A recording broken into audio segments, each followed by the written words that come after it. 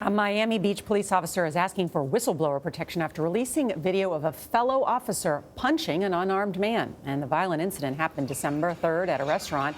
An officer can be seen striking a man hard enough to knock him on the ground.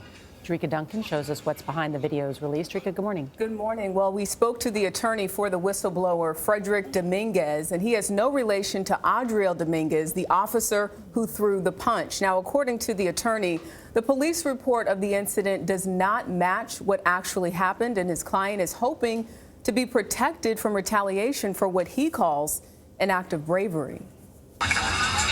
Officers responded to this South Beach hotel following reports a man was acting irate, screaming loudly and cursing at others. Police say a confrontation soon began between that man, Joel Poitier, and Officer Adriel Dominguez. With one swing, the officer knocked Poitier out cold. According to the police report, Poitier clenched his fist and took a fighting stance, causing the officer to fear for his safety. Poitier was arrested and charged with assault, resisting an officer, and disorderly conduct for actions allegedly not seen on video. He thought it was outrageous. He thought it was really sickening.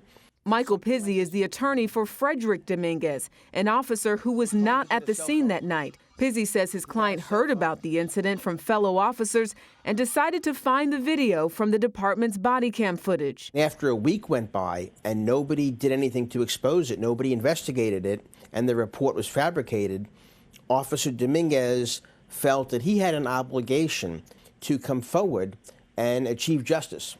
The Miami Beach Police Union strongly defended the officer in the video, writing, "There is no question Officer Adriel Dominguez was legally justified and fully entitled to protect himself." But Pizzi disagrees and says his client now fears retaliation. I hope the police chief and Miami Beach sends a message that they are going to encourage people to come forward and report misconduct, and they're going to protect people who show integrity and who show bravery and do the right thing.